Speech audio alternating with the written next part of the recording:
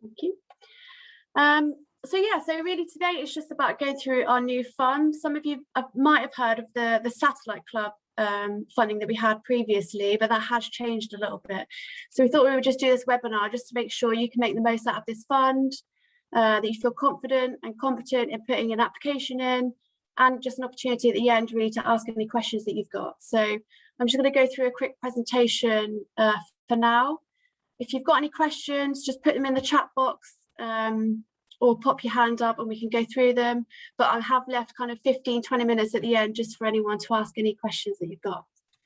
So I'm going to attempt to share my screen.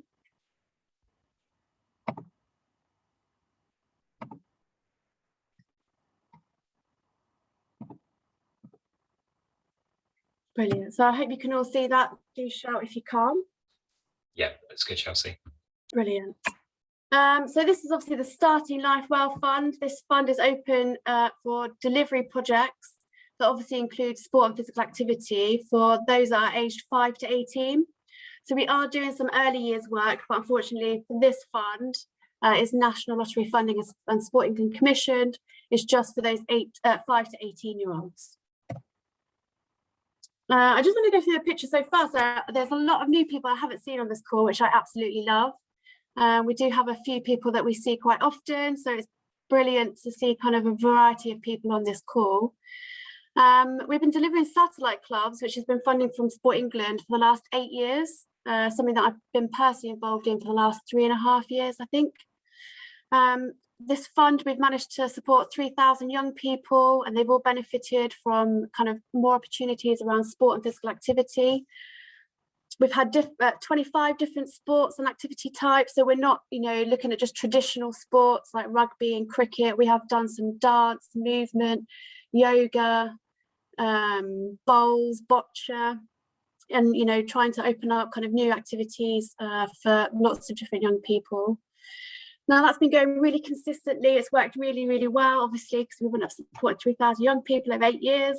But with COVID happening, everyone's kind of reshaped what they're doing. We've looked at strategies, and Sport England have also kind of repurposed some of the funds. So I don't know, some of you might be aware that they stopped the small grants funds and bits like that through COVID, just to try and repurpose some of that fund to help people financially through the kind of pandemic.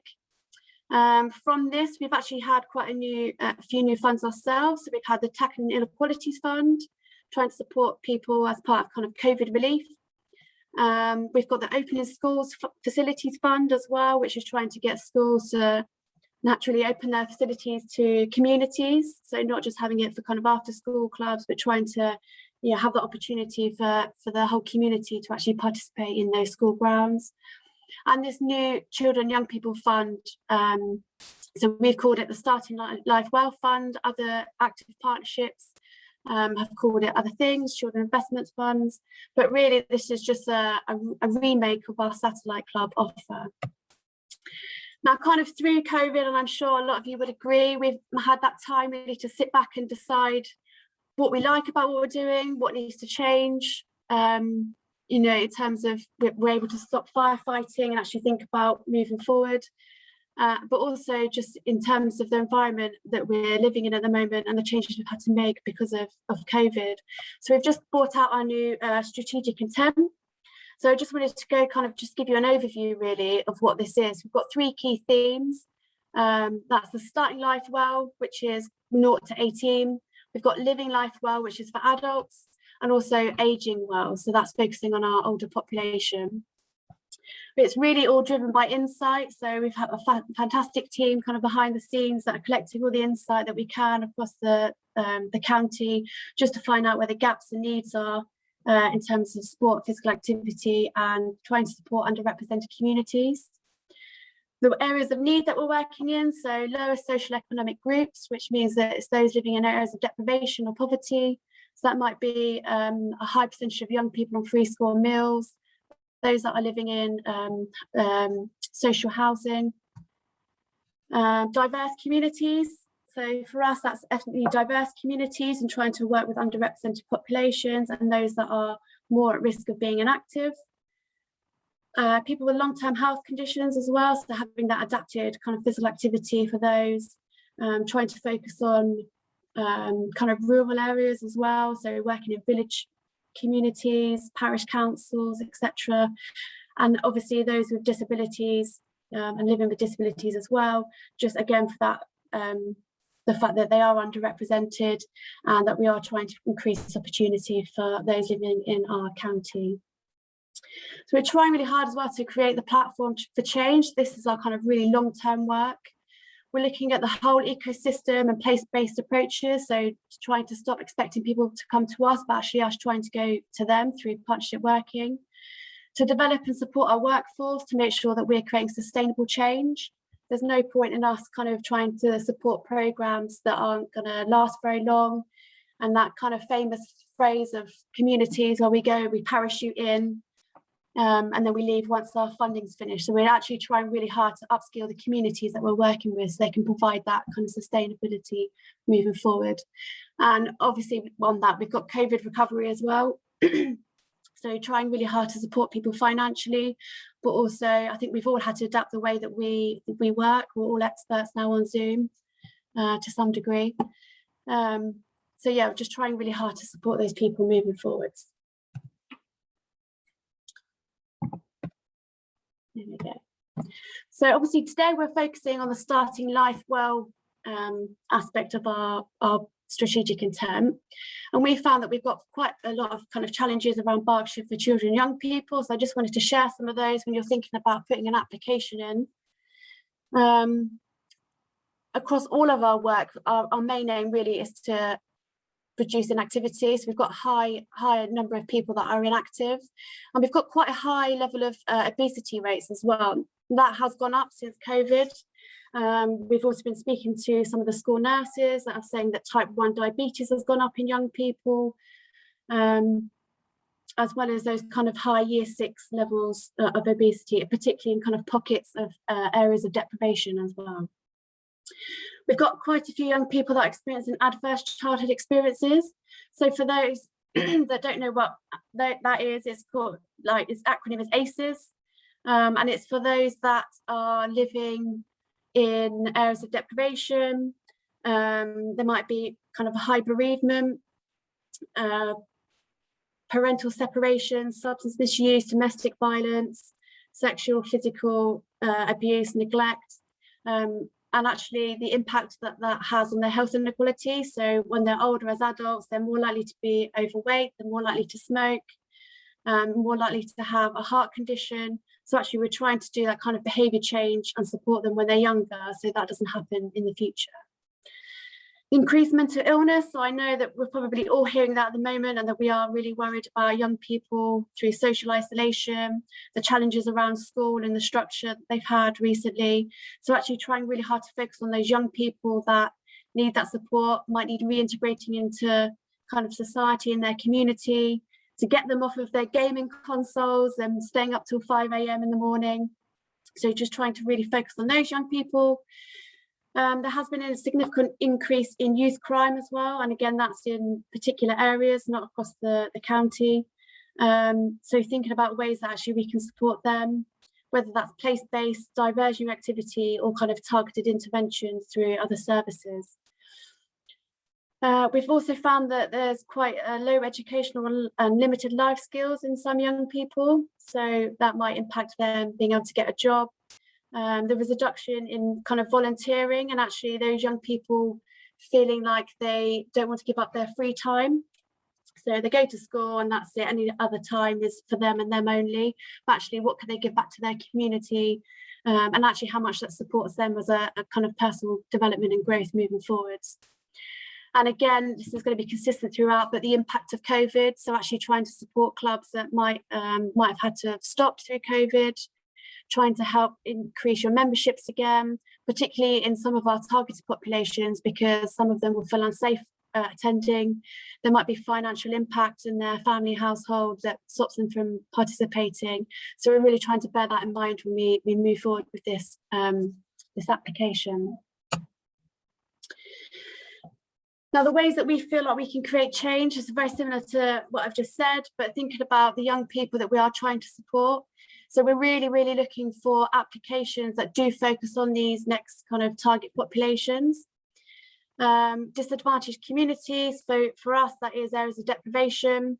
I'd be more than happy if you don't know where these are in your community for you to email us or contact us, and we can give you the areas that we're kind of, I suppose, for us are our priority. There's a couple of wards kind of in each borough for us that we're really interested in, and that's about providing that place-based opportunity, so trying to deliver something right in the heart of that community. Those with mild to moderate mental health conditions, I think for everyone, sometimes that can be quite scary when we talk about that. But for us, it's about working with young people that may be school phobic, that might have kind of autism or ADHD that might stop them from communicating very well with their peers. So that kind of social anxiety itself, depression, and kind of that low level intervention that actually we all know that exercise and physical activity makes us feel really good. So what can we do to support those people to use that as a coping strategy? NEET to young people, so those that are not in education, training or employment. For us, that does include people that are in pupil referral units or at risk of exclusion at school. So actually trying to give them another outlet for aggression, frustration, but also those that aren't kind of academic minded, actually getting them into a sport and making them feel really good at something. We've seen a lot of benefit into that. And that's the same with young offenders as well. So actually, well, like I said before, it's that primary intervention where we've got those that are at risk, particularly the younger groups, and trying to provide kind of diversionary activity. So if they're with us and they're not out causing antisocial behaviour or getting, mixing with the wrong groups of people. And also that's where we can build in those life skills. So in an extreme example, having a young person in a gang is very similar to actually being part of a sports club because of that team camaraderie, being part of a family. So we're trying really hard to put those protective factors in place through those programs, just to provide that for them. Those living with a disability, I think some sessions could be quite hard to deliver because it does cost more than other sessions do. It can be quite hard to promote those sessions, so having really good support in terms of contacts and promotion is really key for us. And ethnically diverse communities, so kind of Black, Asian populations in particular, they don't exercise as much, they are more physically inactive, and actually with COVID, we found that these populations are less likely to come back to physical activity because of the implications of COVID and their risk of kind of catching COVID as well. So trying really hard to provide a safe place for them to come and be physically active is important to us. Some of the outcomes that we're trying to strive through this fund, so this is really what we're looking at when we're looking at applications, is are we able to provide an inclusive activity that meets the need of our young people? So for this, I really want us to think about, are we doing, or whose agenda actually are we trying to work to? Is it our agenda and our organisation, or is it the young people's? Brett, our CEO, always says to me, you leave the badge at the door and actually try and focus really hard on the people that are in front of you. And I think that's really key in this application, that you do gather insight, you do speak to young people, and it's a programme made by them and for them. We really want to provide safe environments and strong, positive adult role models in these programmes, especially in areas of deprivation where they might not feel safe in their community, walking down the street. We want to kind of give that back to them where possible. Of course, we want to provide activities that make healthy, happy and active young people. For us, it's not just about the skills and drills of the sport. Actually, it's about the taking part, the engagement, the pride, determination, motivation and consistency of turning up every week and actually just participating in something.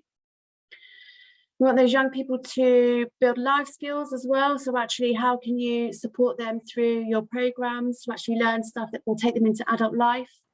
Obviously in school, we learn a lot of kind of academic skills, but actually do young people know how to pick up a phone, speak to adults, not necessarily in the same way as they speak to peers, how to regulate their emotions if they do lose, if they do win. It's all those things that we're trying to think about in terms of like sportsmanship. Increase employability opportunities as well. So actually in your application, would you be able to offer someone a job, some volunteering experience, whether that's in the program or actually just part of your organization? You know, I think part of MAP's role really is to just try and boost as many people working in sport and physical activity as possible. We're trying to support the whole sector. So if you can find, you know, that one spark in a young person that actually might make them a really good coach or provider in the future, we really want to support them, and we can do that as well and support you to support them. We'd love to see a reduction in criminal behaviour, and that's just for us, you know, we're not going to change the world. We're a small contribution to a whole community's way of trying to do this, but for us it's about diversion activities, creating those positive environments as well. We had one satellite club before that took a young group of people that were displaying a lot of antisocial behaviour near one of the lakes. So we took the environmental agency in, they built their own mini beast huts and bat boxes and helped change the course of the river. And now the antisocial behaviour in that area has actually stopped because they care about it. They've done some really good work in that. So I think they're kind of proud of their community and where they live. So it's those kind of examples that we're looking for. So who could apply for it? So previously, it used to be very dominant in terms of sports clubs. So it was very much after school clubs, boosting memberships in big kind of hockey clubs, rugby clubs, etc. But actually, we found it really hard as we kind of worked towards kind of bringing those target audiences in, that actually we weren't able to necessarily reach that target audience sometimes. So we have opened up this program now to deliverers of either a sport or physical activity provider, but also organisations that work with our target audiences. So we've done a lot of work now with youth organisations, charities, local authorities, housing associations that actually have our target audience, and we're just bringing that sport and physical activity into that community, and that is working really well. So now we're, like I said, we've opened it up. We love sports providers to apply, but also those that are working with our groups. Now we do a bit of due diligence as well. I never say that word. So we're looking at those clubs. So firstly, you can't be a sole provider, and it can't be a for-profit organisation. We want to make sure that if you're a charity or CSC, you've got your charity number, that you've got the correct safeguarding policies and procedures in place. All of your coaches are qualified, that they have their DBS checks, and that your club or organisation has a constitution. So they're things that we'll be looking at. Now, sometimes when I say that, people panic because they don't have all of that in place, but that isn't just a flat no from us. We are there to support you to actually get those bits. So if you don't have it, there is a question on the expression of interest form that does ask you, just put in there that you're not confident or not sure, and we can give you a call and try really hard to support you to do that. There is funding, hopefully there'll be funding available from March onwards as well. So if it's something that takes a little bit more time to do, you'll always be able to apply in the future. But it's key that we get those bits right, really, to safeguard you, but and safeguard the young people that you're working with. So when we're going through the applications, there'll be an expression of interest form, and once we've kind of looked through those, we'll ask you to fill out a full application. So there is a little bit of duplication in that, but we're really just trying to get out as much information as you as possible. When we go through these are the bits that we'll actually be looking for when we're looking in your for your application. So we want to make sure that you're reaching the right people. For us, like I said, it is about it being targeted now. So one of those populations that I've mentioned before, we have to make sure that we're open to those people. That doesn't mean that we can't be open to a whole community, but it's about making sure that you're adapting your marketing, promotion, your incentives to make sure that you're trying really hard to reach those young people as well, and that it is really inclusive. Outside the box thinking, so we have moved away, I suppose, from just setting up a club, delivering a sports session and all going home at the end. Really want to see you trying to think about new ways, exciting ways to engage young people, other bits that you might put into your program that complement what you're doing. So that might be other providers that can come in and actually give your young people something on top of the sport that you're providing. Inclusive and adaptive ways to increase physical activity. So this might be, this is from promotion all the way to delivery, all the way to the end, and your kind of exit routes and sustainability. And again, particularly when we're working with target audiences, actually, do you have the insight and the knowledge and the expertise sometimes to work with this audience? Is there ways that you can find out through insight or impact data that can give you new and exciting ways to reach these audiences? This one's really, really important to us. And like I said before, having a youth voice. I don't want us to be sitting behind an office desk coming up with a crazy, exciting, fabulous plan, but actually it not working in the actual delivery because it's not something that young people want. So for us, it's really important that we collect insight from young people as best as we can. I know it can be quite hard for some of us, but actually just trying really hard, even if it's just 1 or 2 young people that you know will have some ownership over the programme. It's about collecting ways that they want to be promoted to. So we know that young people don't really like leaflets, handheld leaflets now. They'd much rather see it on Instagram or Facebook, Snapchat. So actually, what ways can you adapt it based on what they've said? And for us, that's a really, really big part of our application process. High quality evaluation as well. So, well, over the last 3.5 years, I've learned so much from the clubs that we've delivered. And that's because people have come back with us, things that have been really, really successful, and that's great. But actually, we really want to know what hasn't gone well as well. So the lessons that you've learned, they're just important to us as success stories. So don't be afraid or worried about something not working. Actually, for us, that's just as beneficial than those things that are kind of gold standard. Sustainability as well. So we really, really don't want to parachute into an organisation or a community, deliver for a year and everything be great, and then us withdraw the funding and it not continue. So for us, it's about thinking about ways that you can sustain this programme, whether it's exit routes into a different organisation. For example, if you're running a multi-sports club and you had 3 or 4 people really like boxing, you might send them to a local boxing club, and then 3 or 4 people that really like rugby, you could send them to a rugby club. So it's always providing that next step for those young people. Alternatively as well, it's about trying to have an income from the club. So we always do suggest that you do charge participants where you can. And that might be a nominal fee of £1 or £2 per week. But for us, it's very hard to start charging someone once it's been free for such a long time. And for you as well, it gives you a whole year to actually boost your funds to continue for the years to come. A commitment to your workforce. So we really like to see, well, our strongest applications and sustainable programs have embedded some workforce support as well. So that's about upskilling kind of your community, your organisation, whether that's kind of skilled in a different area or sector. So doing some training around how to coach disabled people, managing challenging behaviour, doing your youth mental health first aid course so you can support and mentor young people with mental health conditions. But also actually, like I said before, looking for those young people that we think might really like working in sport, those that we can help kind of with personal growth and development, and having some kind of funds set aside for that work. It might not necessarily mean that you know who those young people are right now, but through your programme, we'd like to see that kind of development if possible. And a collaborative approach. For us, now it isn't about funding one programme with one organisation. We really like to see as many kind of organisations in your application as possible, really to complement your work. I think with these programmes, because we're working with such target audiences around such kind of social outcomes, we really need the support of others.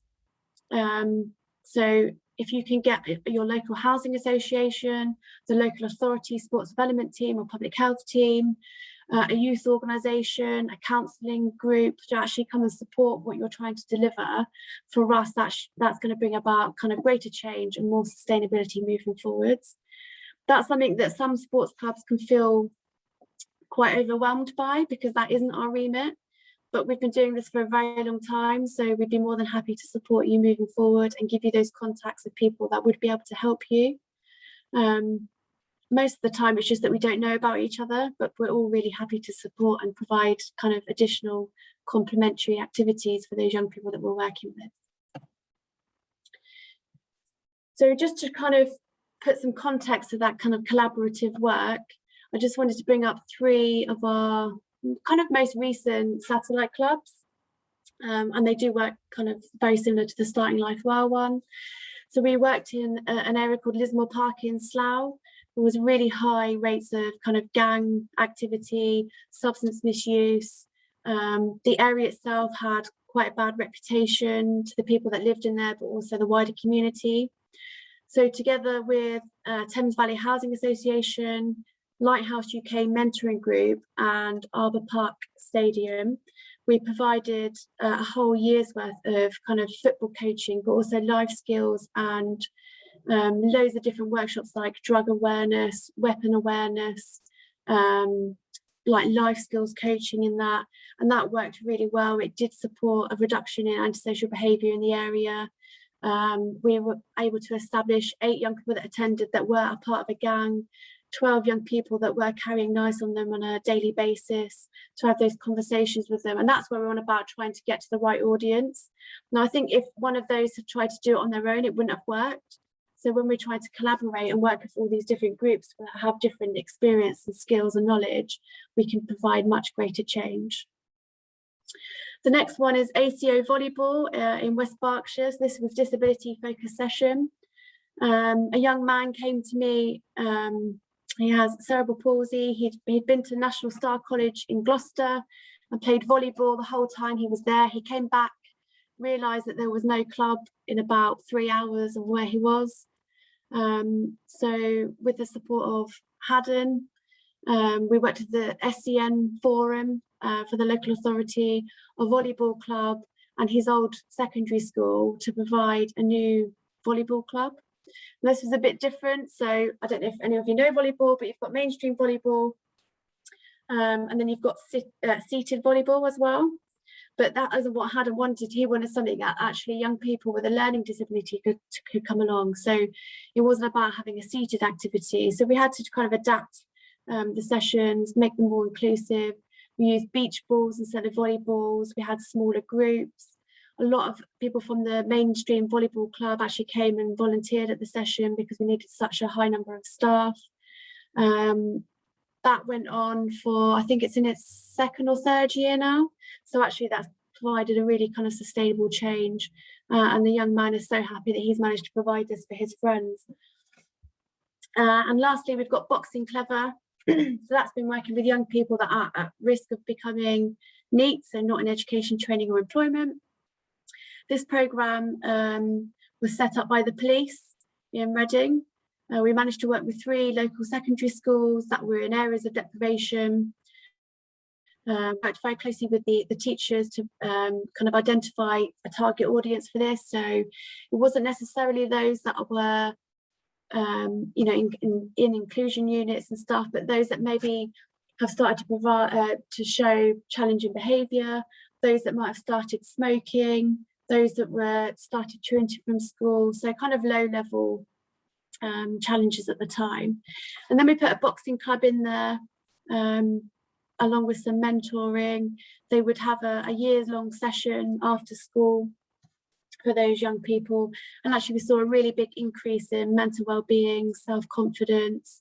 And actually when we did the interviews at the end, it was having that ability and confidence to walk away from a fight. So naturally we say, oh, young people at risk, we're going to give them boxing. Everyone goes, oh my God, why are we giving them the skills to hit people? But actually it really worked because it gave them the confidence to know that the fight wasn't even worth it, and that they could walk away knowing inside their head that actually they would come out of that really well. So yeah, it does work and it's not that scary. The timescales for this, so this is on the web page that we've got. Obviously the applications went live on the 19th of July.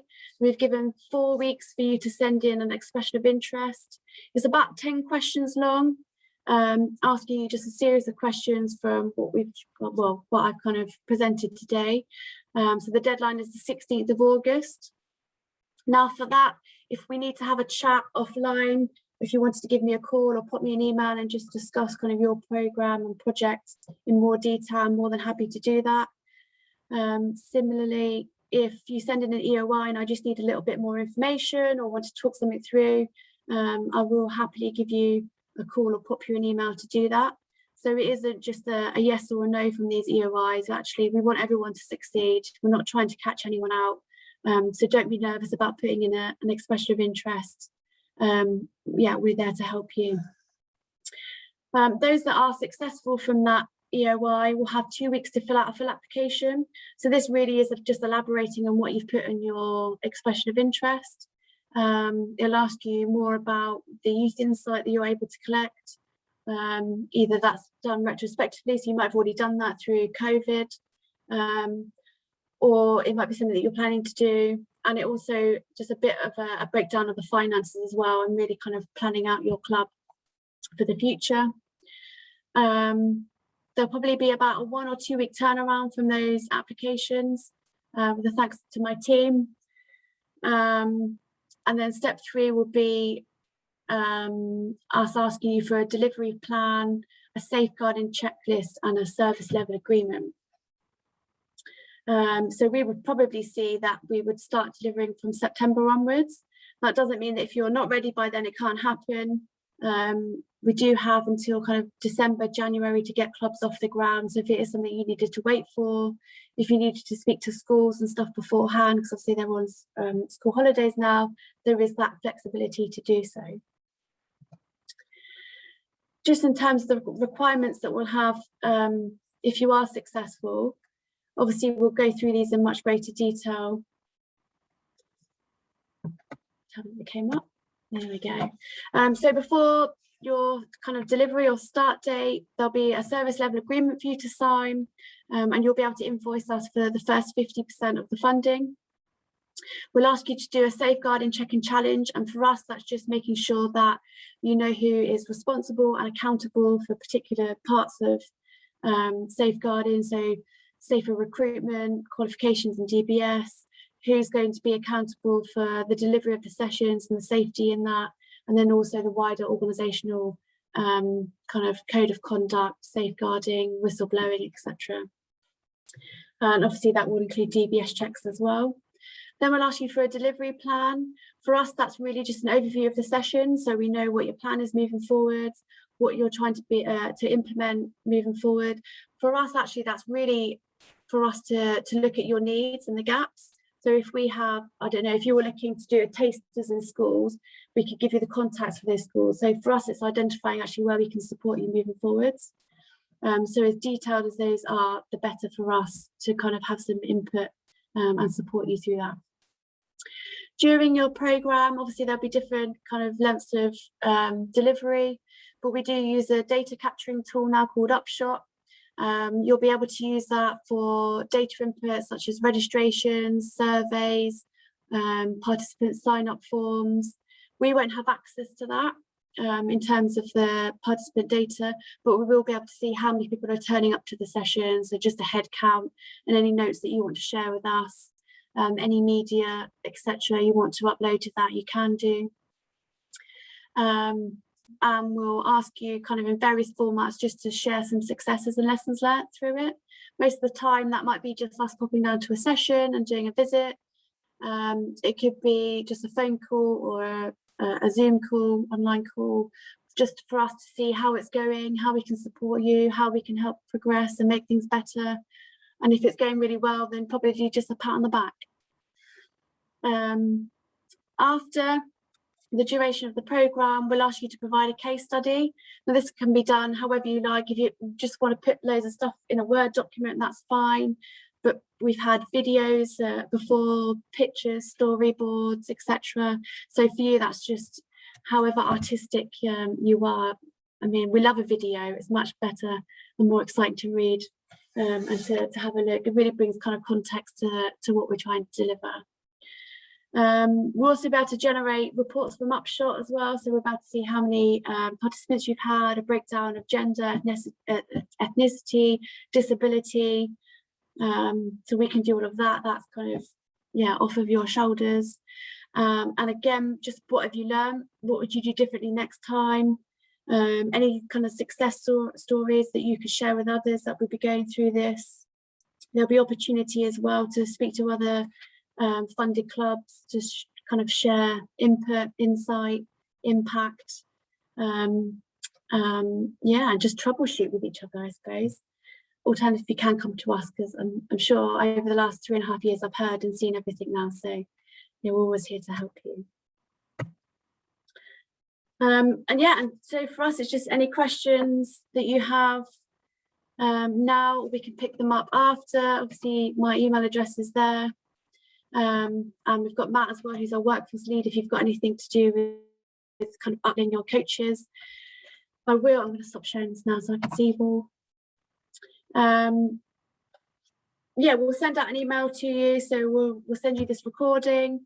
I'm going to try really hard to put together a kind of a demo application for you to have a look at, just to help you see what we're looking for. We'll send you the expression of interest as well, so you can go onto that. That's just a Google form for you to complete, and obviously all our contact details as well. Moving forward as well, it'd be really, really good if you're able to sign up to our newsletter. I don't think, like I said, quite a few of you are new, which is lovely to see. So sign up to the newsletter. You'll see lots of different funding opportunities, training, workshops, campaigns that you can get involved in. There's loads of stuff that you can support us in terms of delivery as well. So like I said, we work with people with disabilities, long-term health conditions. We've got Project 500 and This Girl Can, that's looking at kind of female coaches and ambassadors, as you can get involved in that. So there's loads of different things that I can possibly go through in the next 5 minutes for you to get involved in. So that's the best way to do that. Any questions, just put your hands up, put them in the chat box. Jemima says, did you mention a maximum? So in terms of the funding, there's 3 different funding opportunities for you. So the first one is a small grant, which is up to £750.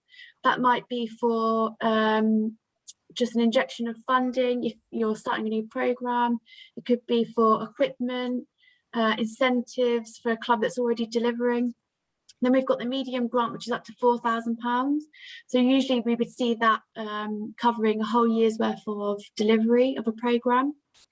So for us, that's kind of key. And then we've got a fund that's up to £10,000, which is for Pan Berkshire organisations, which means that you are covering the whole of Berkshire. So that wouldn't be open for people that are working just in one small community. So either one ward, which is just one small area of a local authority, or a local authority itself. If you're going to have go for the 10,000, we might want an activity in Slough, one in Reading, one in West Berks. So you're really covering the kind of ground. I don't know if some people know, but for us it would be clubs or organisations like Berkshire Youth that cover the whole of Berkshire, Sport in Mind, they cover the whole of Berkshire. So it's groups like that fund will be open to. Chelsea, thanks for that that answer to that, because there was a question from Ros in terms of related to the delivery in Pan Berkshire, which I think you've answered, Ros. If Chelsea hasn't covered in that, because Ros asked if we're a Pan Berkshire charity, can we apply for the largest sum if we're seeking funding for a project that will only be delivered in one part of Berkshire? Which I think you just answered, Chelsea. But Ros, if you don't think between us we have answered it, we'll get back to you. Okay. Brilliant. And Liz, so the total pot this time round is 50,000. So that's covering us from now until March. But we are funded by Sport England, so we would see that additional funding will be available from March onwards. We're not sure how much that is yet, because that will be tied into our kind of primary and core funding from Sport England. but I wouldn't see it being any less than what we have now. Rachel, I know you've got your hand up. Thanks, Chelsea. Yeah, that was really interesting. A great fund. Well done, you and GBA. It wasn't a question. It was more just a shout out that if there are groups that are thinking of applying for funding that will be delivering projects in sovereign housing stock areas, then please do reach out to me. Youth is high on our agenda, as is kind of well-being and healthy lives. So it absolutely aligns with our strategic aims. So if there's any additional support that we might be able to offer to perhaps match fund or connect with communities, then I'd be welcome any calls. I'll pop my email address in the chat. Oh, thanks for that, Rachel. It's really good to hear in terms of your aims, and yeah, we're really keen to work in collaboration with other organisations, and if that can help give additional funding, that's all the better. So thanks for that. Yeah, absolutely. And Rachel, I don't know how difficult this would be, but if you could send us a list of the areas that you do have housing, that might be able to support kind of organisations adapt their application just to try and meet both agendas if possible. Yeah, no, absolutely. We are working on something that we can share, because obviously from a GDPR perspective, we have to be quite mindful about what we do share, but we're working on something for the Good Exchange. So I'm sure we can provide some type of map or overarching postcodes. But predominantly, if you're looking at West Berkshire, we've pretty much got stock across all of West Berkshire, a little bit in Bracknell, Reading, and lesser the further east you go. But if it's a West Berkshire project, you can pretty much guarantee you'll be somewhere near one of our communities. Brilliant. Excellent stuff. So in terms of the funding, when does it have to be spent by? What we usually do, so depending on the application and the duration of your delivery programme, will depend on when we give you the funding. So usually for a year-long programme, we would give you 50% as the first instalment at the beginning, so you can start paying coaches, facilities, marketing. And then once you've started to deliver, you've got young people attending, it's progressing really well, and we feel really strongly about the programme, we would then give you another 25%. And then as we're coming to the end of the programme, we'd give you the last instalment of 25%. And that's really just to kind of see you through the next 3 to 6 months. That can be different if you're only running a programme for, I don't know, 12 weeks. I'm sure that we'd probably just give you 50% at the beginning and kind of 50% after 6 weeks to support you. But that will be kind of on a case by case. There's no specific deadline where that money needs to be spent by, but naturally we want to start delivering as soon as possible, and that will take the money. So I hope that answers that. Could be applied this time round and again in March? Yes, absolutely. So it would have to be a completely different programme. So if you were successful in this funding round, your application would have to be a different audience, a different location to the one that you've had been awarded for. But there's nothing stopping you from being awarded more funding in the future.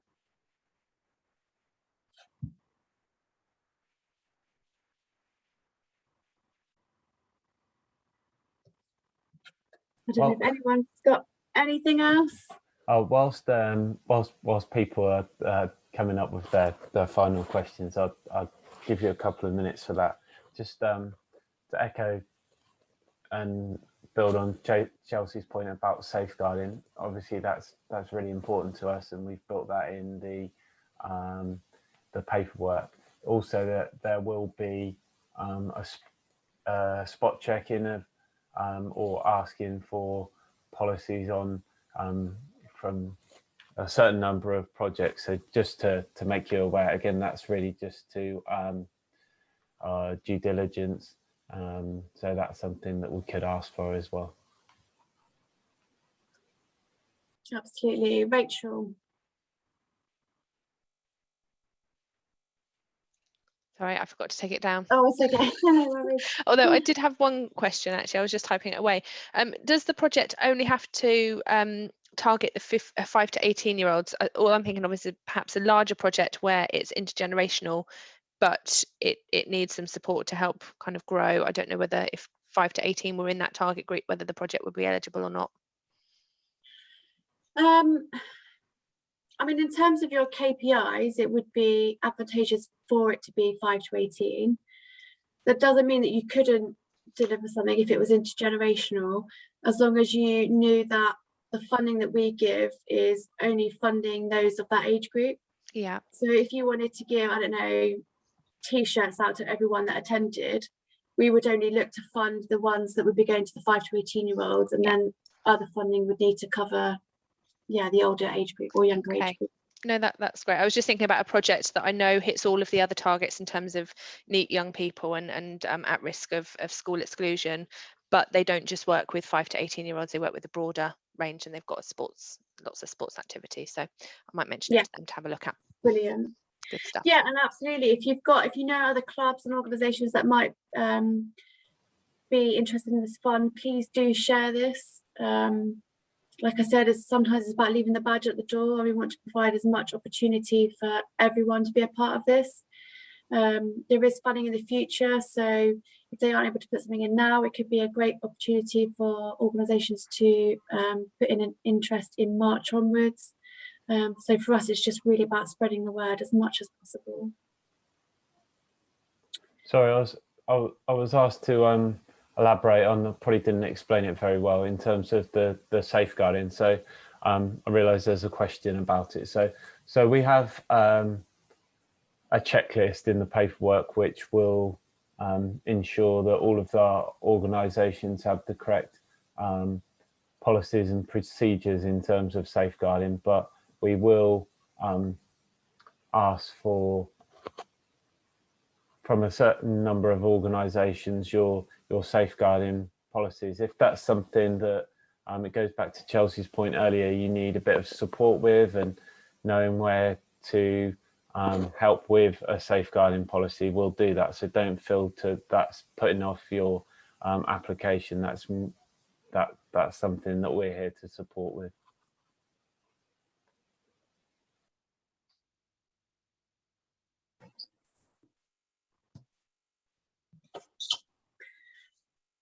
Brilliant. So I think if no one else, any other questions, obviously we'll follow up with an email with our contact details in. So if you do think of anything when you get off this call, please do let us know. My mobile number will be in that as well, so feel free to give me a call. Like I said, it's not trying to catch you out, trying to catch you in. So as much as we can help you, we'd be absolutely happy to. Chelsea, I had a quick question. So in terms of scope of activities, you mentioned dance was now included. What about things like drama? Is that considered active part of the scope, or it's really things that is more energetic? Yeah, so it's got to be kind of physical activity. I don't think drama itself would be included, but if you were to run a hybrid of dance and drama, in the kind of same block of sessions, then that would be okay. It's a focus on physical activity more. Yeah. No, we'd be very happy to hear your proposal and your idea, and then we'll discuss it from there. But as Chelsea says, it's got to be physical activity as part of your proposal, but we'll be keen to hear about it. Especially if you're targeting disabled children, I think the activities we're talking about would be less energetic, and movement and drama around those are quite useful. Yeah, absolutely. And as James said, we'd be happy to hear your proposal, because I think for us it's about case by case and having a lot of context to your application. So the more we know, the kind of better answer we'll be able to give you moving forwards. Thank you. No problem. Chelsea? Yes. Obviously our core work, as you know, is targeted and vulnerable, but what if we put on an activity but there are others that don't meet the criteria? Are they excluded, or can they still participate? It's very hard to... Yeah, they can still participate. So our main kind of objective is trying to reduce inactivity. So as long as those young people are inactive, that means that they're not meeting the recommended guidelines for activity per week, which I think is an hour a day. They would be able to be a part of it. But what we would like to see is you making sure that you are targeting those that are at risk or from those target audiences.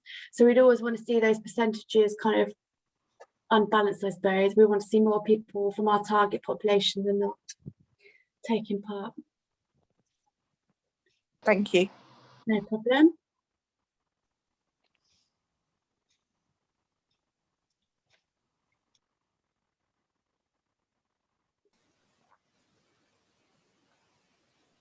Brilliant. Well, I'm going to keep saying it. If you're happy and you're happy to go away and put in an expression of interest, then please do. I'd love to see them. Obviously, my contact details will be on the email that you'll receive. So feel free to go and enjoy your evening, but I will obviously stay on the line if anyone wants to just stay behind and chat. But it's been lovely meeting you all, and thank you all for attending.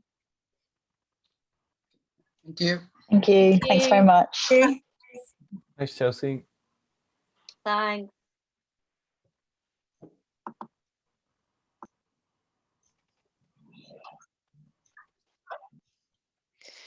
Chelsea, just before I go, I did have one question similar to the activity question. There's a piece of work that I'm looking at coordinating around play streets and the playing out model. And I just wondered, technically they don't need a huge amount of startup costs, but we're looking to engage with West Berkshire Local Authority about getting procedures and policies in place so residents can turn their streets into play streets, and sometimes kit bags of hula hoops and skipping ropes and that type of thing. Would that fit with this model? Because we would be looking at targeting those communities that are in those indices of deprivation, potentially engage those residents to look at those activities and grow those play streets themselves, but with professional support. Yeah. So is the play streets where you like close a road off? And yeah, I remember those. They were well fun. I'm going to stop recording now, actually. That would probably help. So I guess it probably depends on how structured the play street is in terms of activity.